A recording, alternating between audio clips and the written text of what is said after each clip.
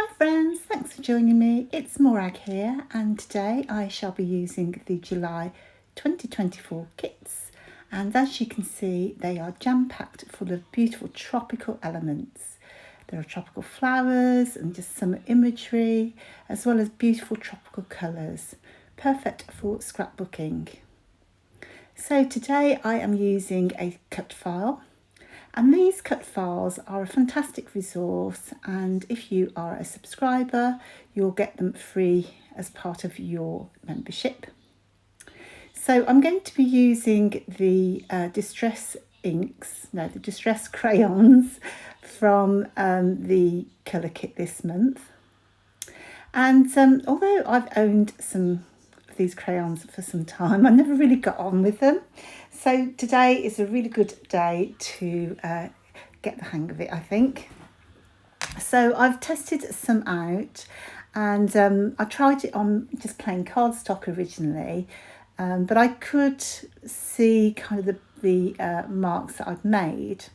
So I've now recut the fish file that you can see here. It's a lovely shoal of fish.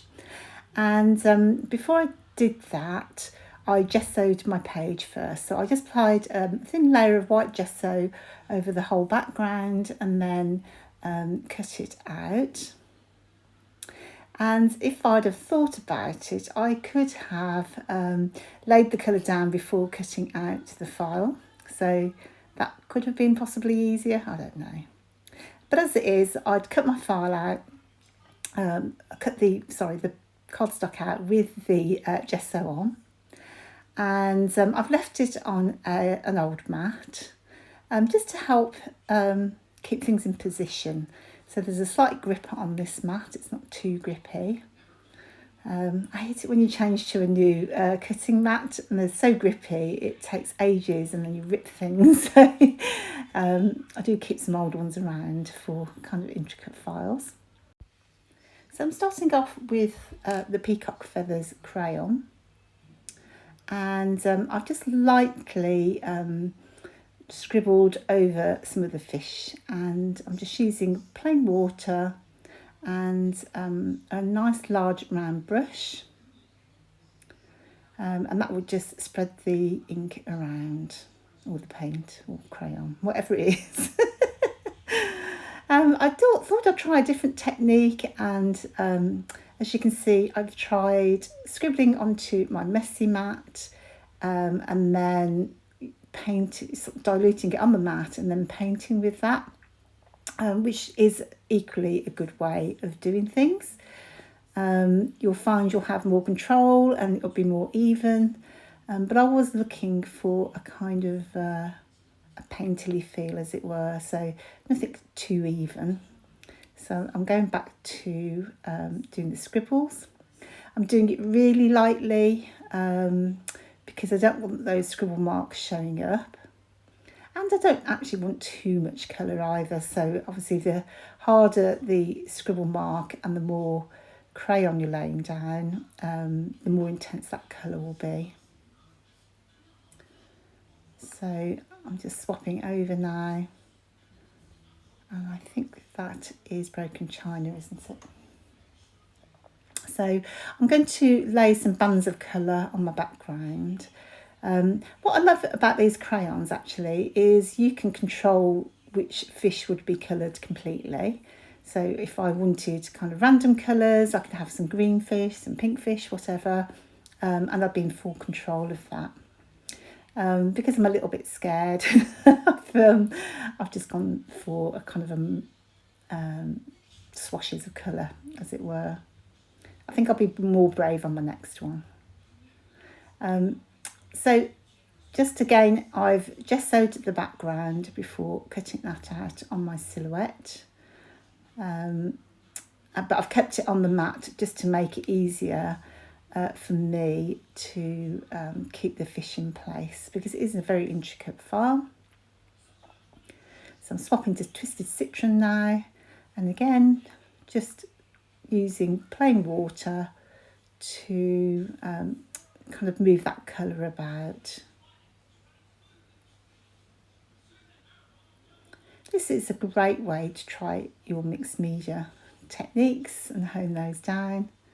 As I say, actually at the end of the page, I really love the result. Now, interestingly, I did use a brayer to apply the gesso to my background. I just wanted a plain, the complete page being gessoed. What I found is my gesso is really old and a bit thick. So as I'm crayoning on the page, there is a slight texture to some of it, and I think this is caused by the gesso being thicker in some places, or you can see the brayer strokes. So it wasn't very even. I'd normally use a thick white card, but my silhouette would really struggle to cut that out. So I've opted for basil marshmallow in this case. So I'm nearly at the end. So that's those two on the right there. They came out a bit pale and those are a bit patchy. And I'm thinking it's to do with the gesso, how much gesso I have on there. So the good thing about Distress Crayons is I do know that you can go back over them, you can mix the colours, and because I've gone for tonal colours, I would be quite happy to go back over and mix colours onto each of the fish, because none of these have got any red in them, so I won't be making brown. So I'm going to set it aside to dry now, and I've actually used a second cut file this month as well. It's like buses, they come in threes.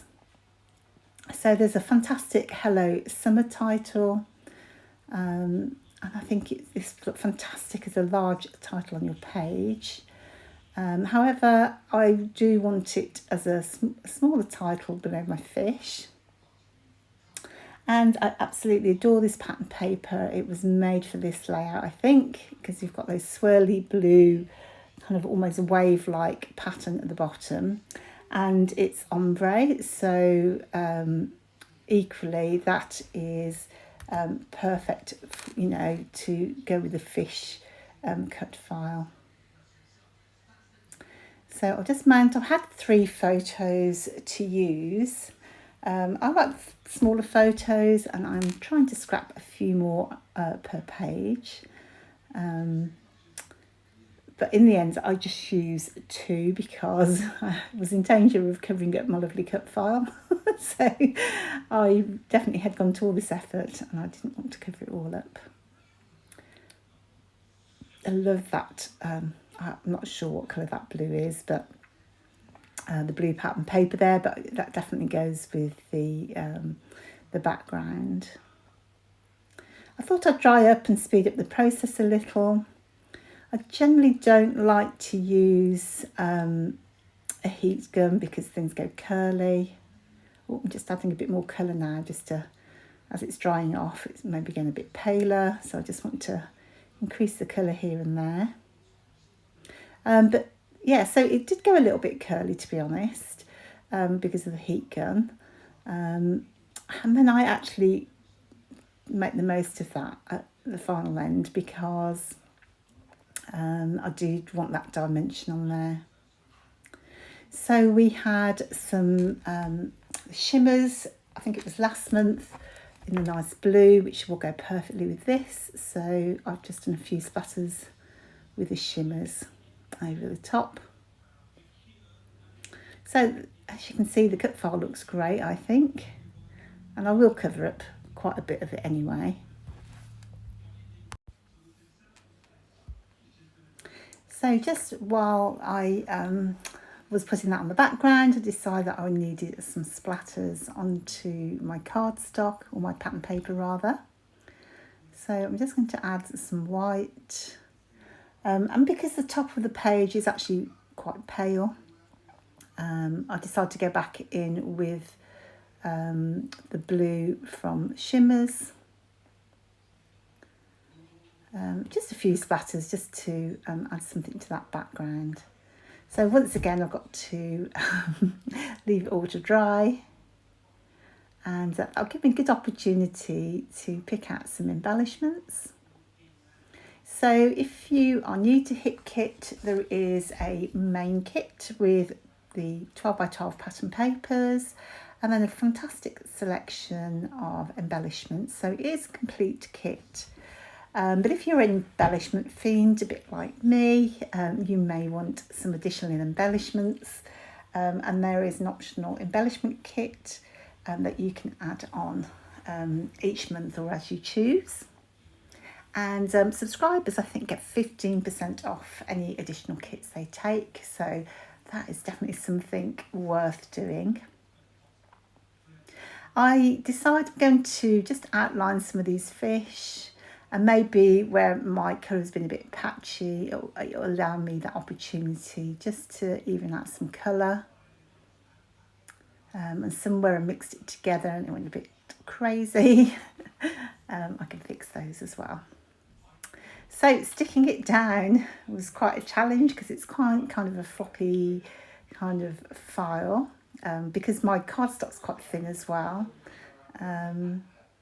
It was kind of interesting trying to stick it down.